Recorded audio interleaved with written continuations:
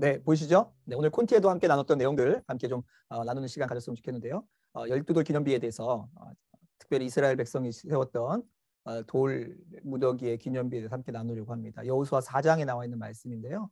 함께 살펴보았으면 좋겠습니다. 제가 말씀을 먼저 좀 읽을게요. 여호수아 4장 1절에서 4절까지 말씀 먼저 읽겠습니다. 온 백성이 요단 건너기를 마치며 여호와께서 여호수아에게 일러 가라사대 백성의 매 지파에 한 사람씩 12사람을 택하고 그들에게 명하여 이르기를 요단 가운데 제사장들의 발이 굳게 선 그곳에서 돌 12를 취하고 그것을 가져다가 오늘 밤 너희의 유숙할 그곳에 두라 하라. 여호수아가 이스라엘 자손 중에서 매 지파에 한 사람씩 예비한 그 12사람을 불러서 그들에게 이르되 요단 가운데 너희 하나님 여호와의 궤 앞으로 들어가서 이스라엘 자손들의 지파 수대로 각기 돌 한 개씩 취하여 어깨에 매라. 5절에서 9절도 계속 읽겠습니다. 이것이 너희 중에 표징이 되리라. 후일에 너희 자손이 물어서 가로되 이 돌들은 무슨 뜻이뇨 하거든 그들에게 이르기를 요단물이 여호와의 언약궤 앞에서 끊어졌었나니 곧 언약궤가 요단을 건널 때에 요단물이 끊어졌으므로 이 돌들이 이스라엘 자손에게 영영한 기념이 되리라 하라. 이스라엘 자손들이 여호수아의 명한 대로 행하되 여호와께서 여호수아에게 이르신 대로 이스라엘 자손의 지파수를 따라 요단 가운데서 돌 12를 취하여 자기들의 유숙할 곳으로 가져다가 거기 두었더라. 여호수아가 또 요단 가운데 곧 언약궤를 맨 제사장들이 발이 선 곳에 돌 12를 세웠더니 오늘까지 거기 있더라. 여러분, 우리가 지난주도 함께 살펴왔는데요. 이스라엘 백성들은 하나님의 인도하심을 따라서 하나님이 약속한 땅에 들어가게 되는데 그 들어가는 방법이 요단강을 건너서 요단의 동쪽에서부터 시작해서 요단강을 건너서 요단강의 서쪽으로 들어갔습니다. 그러니까 요단강 서쪽이 바로 하나님이 약속하신 땅 가나안 땅이었던 것이죠. 지난주에 우리 함께 살펴왔던 것처럼 요단강을 건널 때 하나님께서 특별한 방법을 쓰셨어요. 특별히 하나님께서 그들을 인도해서 요단강 앞에 서게 하셨을 때가 언제냐면 요단강이 가득 넘칠 때였습니다. 홍수가 나서 요단강이 범람할 때죠. 그런데 그 범람하는 강을, 그 위험한 강을 건너는 방법으로 하나님께서 그 전까지만 해도 모세의 지팡이를 통해서 행했던 그 일들을 이스라엘 백성들 중에 제사장들이, 특별히 언약궤를 맨 제사장들이 그 요단강에 발을 담궜을 때 요단강 물이 위에서부터 끊어지게 하는 방법으로 요단강을 건너게 하십니다. 마치 홍해를 건넌 것처럼 마른 땅을 건너도록 하나님께서 요단강을 갈라버리신 거죠. 쉽게 말하면 사실은 요단강을 갈랐다기보다는 위에서 흘러내려오는 물이 더 이상 흘러내려오지 못하도록 멈춰버렸었어요. 그래서 앞에서 흘러내려왔던 물들은 다 아래로 사라지고 위에는 물들이 쌓여있는 형식으로 하나님께서 요단강을 이스라엘 백성이 건너게 하셨습니다. 그런데 오늘 우리가 함께 읽었던 본문에 한 가지 독특한 일들이 등장하는데 그것이 무엇이죠? 요단강을 건널 때 하나님께서 요단강을 제일 먼저 건넌 사람들이 누구냐면 이 언약궤를 맨 제사장들인데요. 제사장들이 요단강의 한 가운데 딱 버티고 섭니다. 그러니까 요단강물이 더 이상 멈춰서 오질 않아요. 그럴 때 모든 이스라엘 백성들이 건너게 하시고 그때 이스라엘 백성들이 요단강을 건널 때 했던 명령이 뭐냐면 지금 언약궤를 들고 제사장들이 서 있는 그 자리 아래에 있는 돌들을 가져다가 그 강 서쪽 편, 건너가는 편에 그 돌들을 쌓아라라고 하는 명령을 주셨습니다. 근데 돌들도 그냥 아무렇게나 취하면 안 되고요.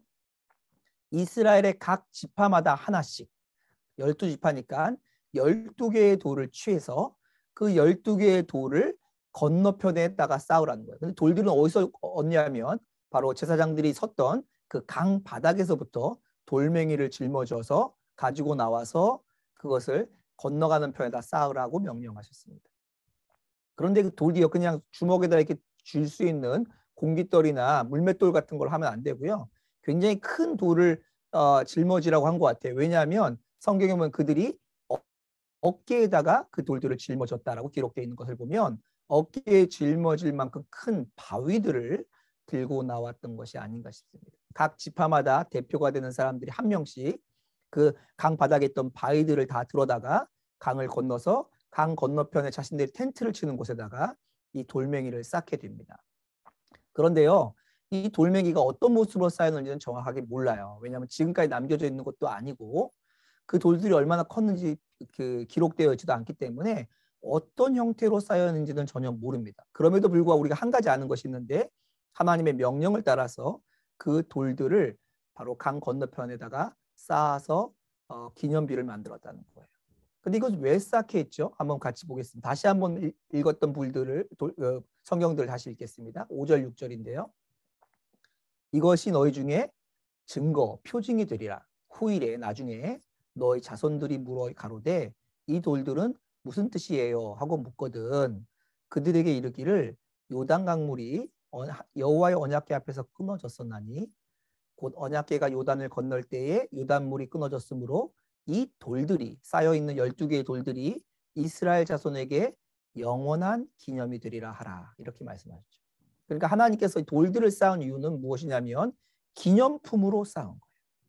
그 하나님께서 요단 강물을 끝이는 어떤 그것을 기억할 수 있는 기념물로 쌓은 겁니다. 이것이 한 번만 말한 게 아니고 그게 또다시 말합니다. 뒤에 보시면 16절, 18절 제가 읽겠습니다. 보세요.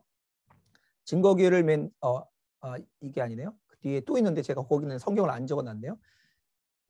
이렇게 기념물로 쌓았어요. 그러고 나서 어떤 일이 쌓았냐면 16절, 18절 보십시오.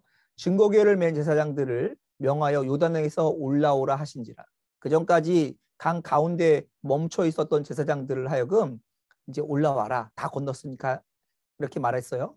그래서 이 사람들이 이제 언약궤를 메고 강 중간에 가만히 서 있던 그 제사장들이 언약궤를 메고 밖으로 올라오게 됩니다. 17절 보시죠. 여호수아가 제사장들에게 명하여 요단에서 올라오라 하매 18절입니다. 여호와의 언약궤를 맨 제사장들이 요단 가운데서 나오며 그 발바닥으로 육지를 밟는 동시에 그 순간 즉시 요단물이 본 곳으로 도로 흘러 여전히 언덕을 넘쳤더라. 어떤 일이 일어난 거죠? 가운데 이렇게 서 있었어요. 제사장들이요.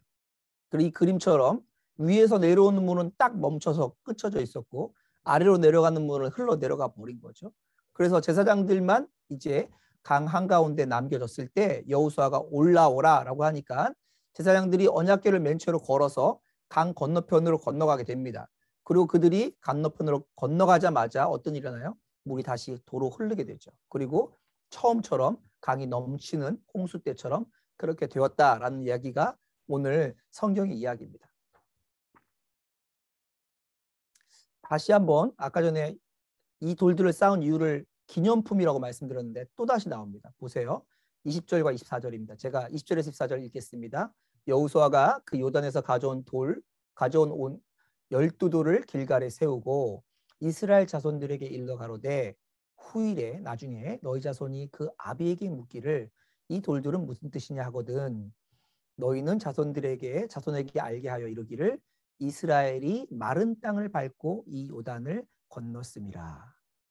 너희 하나님 여호와께서 요단물을 너희 앞에서 마르게 하사 너희로 건너게 하신 것이 너희 하나님 여호와께서 우리 앞에 홍해를 말리시고 우리로 건너게 하신과 같았나니 이것은 이렇게 하는 이유는 땅의 모든 백성으로 여호와의 손이 능하심을 알게 하며 너희로 이스라엘 백성으로 하여금 너희 하나님 여호와를 영원토록 경외하게 하려 하심이라 하라. 이 돌들을 쌓은 이유가 나중에 후손들이 이 돌들은 무슨 뜻이에요? 이렇게 물어봤을 때 이 돌들은 하나님이 우리를 요단강을 갈라서 마른 땅을 건너게 했다고 하는 증거야. 그걸 보고 그걸 기억하라고 하는 기념비야. 이것이 하나님이 이스라엘 백성들에게 주신 명령입니다. 그런데요. 여기서 질문이 생기는 거예요. 왜냐하면 하나님께서 이스라엘 백성들에게 행하신 기적이 굉장히 많아요. 특별히 출애굽한 이후에 출애굽하는 과정 가운데 하나님이 행하신 일들은 세계가 놀랄 만한 일이었습니다. 당시에 지금의 미국과는 비교할 수 없을 정도로 전 세계에서 가장 강대한 제국이었던 나라가 이집트였는데 그 이집트를 완전히 초토화시키셔서 무너뜨리고 이스라엘 백성들을 끄집어내십니다.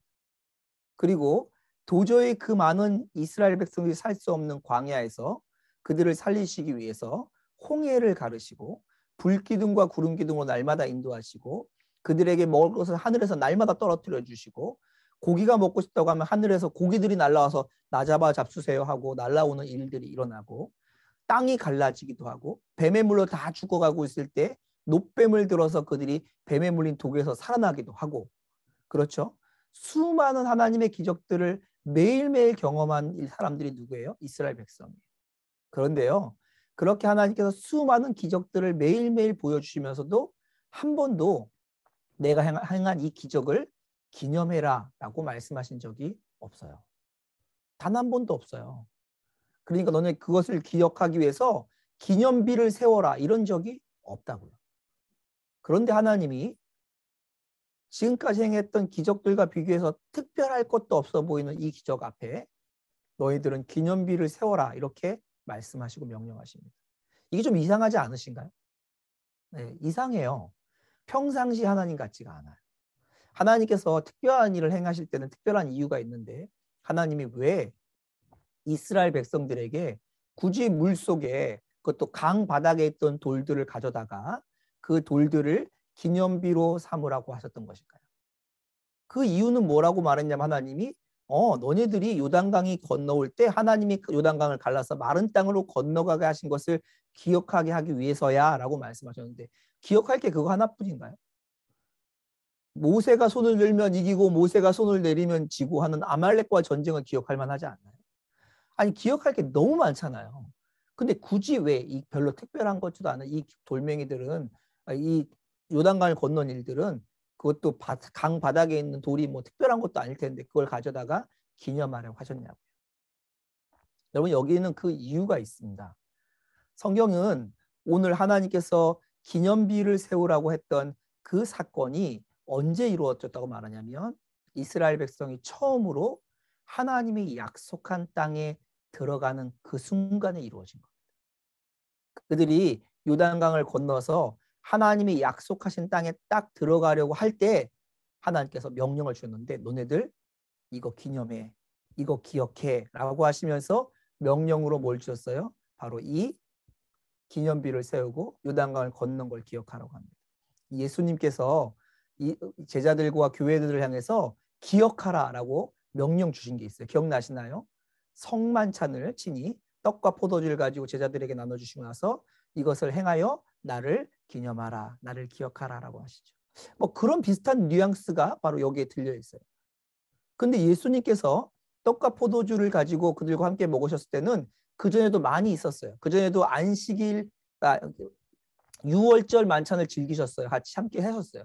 그때는 한 번도 안 하다가 마지막 예수님이 죽기 직전에 이 일을 행하셨고, 그 전에 수많은 기적을 행하셨는데 하나님께서 이스라엘 백성에게 한 번도 기념하라고 안 하시다가 마지막 이스라엘 백성이 약속한 땅으로 들어갈 때 이 일을 행하라고 하십니다.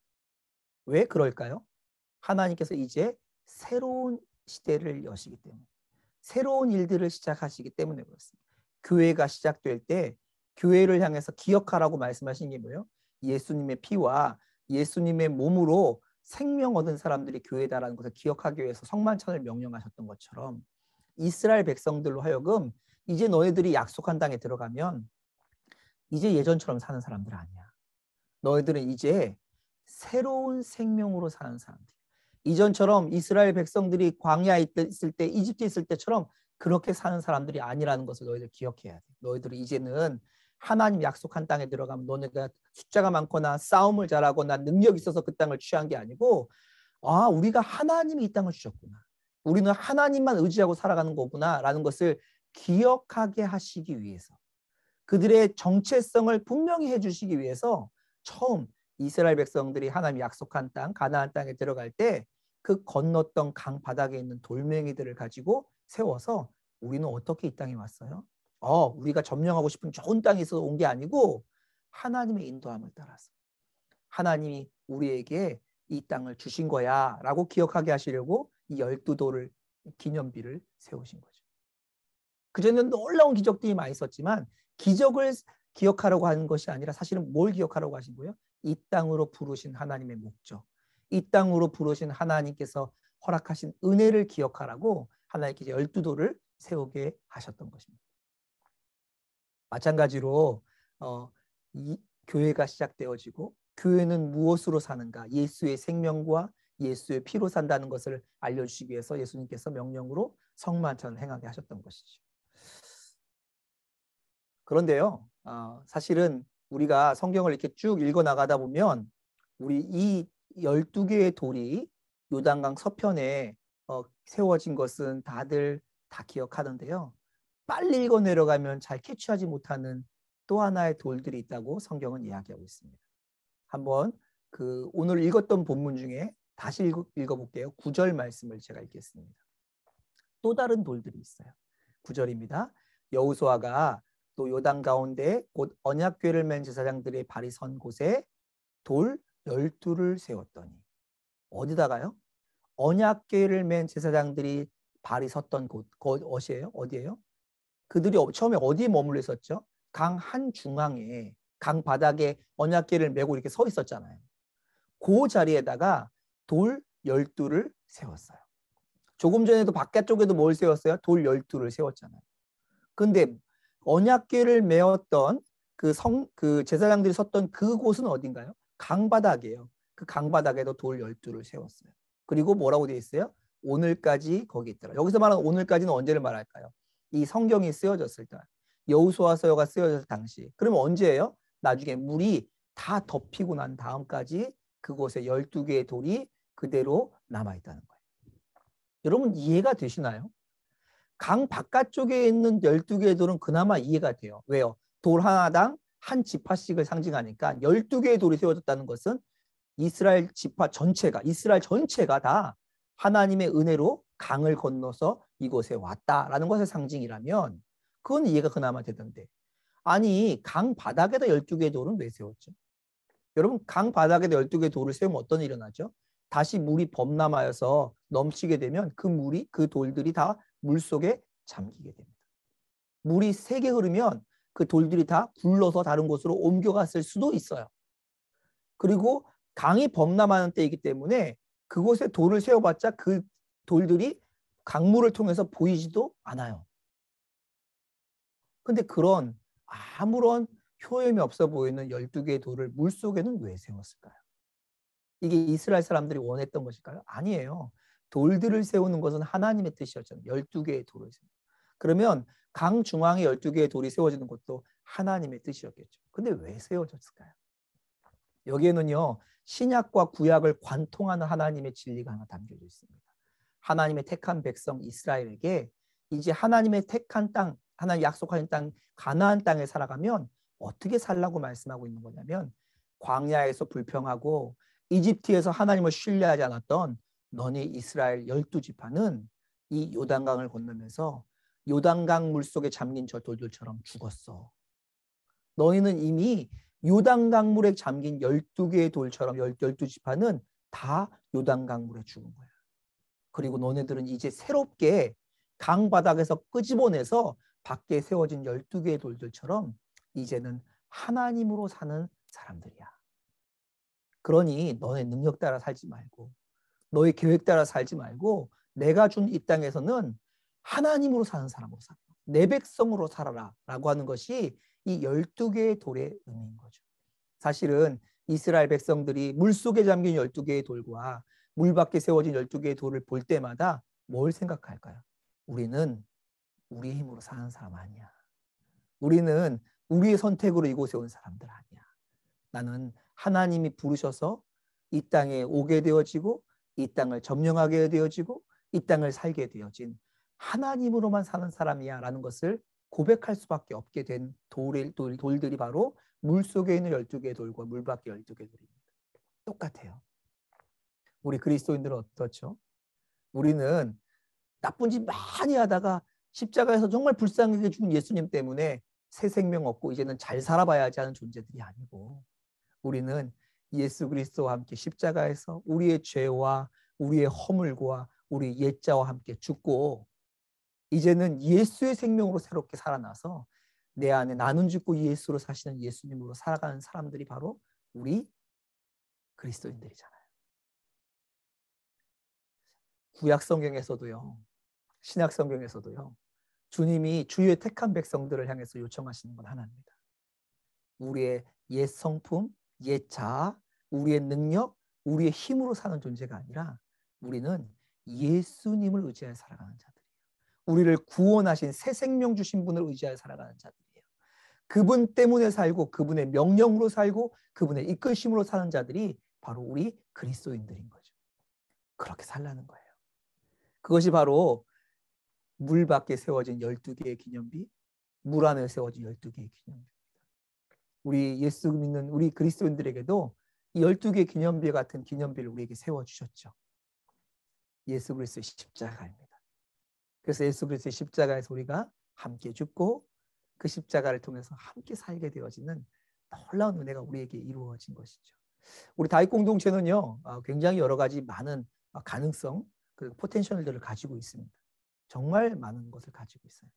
자랑할 것이 많아요. 저희 중에는 전문적으로 탁월하신 분들도 많이 있습니다. 하지만 저희 공동체는 그런 것들을 붙잡기를 전혀 원하지 않습니다. 하나님이 우리를 부르신 부르심은 물속에 잠긴 12개의 돌과 물 밖에 세워진 12개의 돌처럼 우리는 전적으로 우리의 어떠함이 아니라 우리를 구원하신 주님과 함께 죽고 우리를 구원하신 주의 생명으로 사는 공동체이기를 선언하고 살아가는 자입니다. 우리가 뭘 했거나 뭘 하지 않았거나 무엇을 이루거나 무엇을 이루지 않거나 그것은 우리의 관심사가 아니에요. 우리의 관심사는 어떻게 하면 우리 공동체 안에 어떻게 하면 우리 개인의 삶 가운데 나를 대신하여 사시는 나에게 생명 되신 그분이 내 삶을 다스리시냐, 내 삶을 통치하셔서 내 삶 가운데 하나님 원하시는 그 일을 이루시냐, 이것이 우리의 삶의 꿈이자 소원이자 목표예요. 오늘도 그런 하나님의 소망을 따라서 그렇게 살아가시는 저와 여러분 되시기를 주님의 이름으로 축복합니다. 아멘. 이제 함께 잠깐 기도하기를 원해요. 혹시 마이크 음소거를 해제할 수 있는 분들은 음소거를 좀 해제하면 같이 기도할 때 힘을 좀 얻을 수 있을 것 같아요. 기도할 텐데요. 기도할 때 이렇게 기도했으면 좋겠습니다. 오늘 추수감사절, 하나님, 주님께서 가장 받기 원하시는 감사의 제물이 있다면 하나님, 저 자신이잖아요. 하나님, 제 삶이 정말 내 안에 찾아오셔서 나를 대신하여 죽으신 주님과 함께 죽고 내 안에 생명 되셔서 나를 대신하여 사시는 예수님으로 사는 삶 되게 해주십시오. 가정 안에서, 관계 가운데, 일터에서, 개인의 삶의 영역에서 주님 고백하는 삶, 그리고 그 고백을 순종으로 살아내는 삶 살게 해주십시오. 나는 죽고 예수로 사는 삶, 그것이 저희 개인에게, 저희 가정에, 그리고 저희 관계에, 일터에, 그리고 저희 속회 가운데 풍성이 넘치게 달라고 이 시간 한번 동성으로 기도하고 제가 기도하고 마치도록 하겠습니다. 함께 기도하겠습니다. 하나님 아버지, 참 고맙고 감사합니다. 하나님, 저희들을 다윗 공동체로 묶어주셔서 감사합니다. 하나님, 묶어주실 때, 저희를 불러주실 때 불렀던 그 이름, 하나님의 마음에 합한 자, 흔들리지 않는 공동체, 하나님 복음으로밖에 설명할 수 없는 공동체, 하나님 그렇게 불러주셨습니다.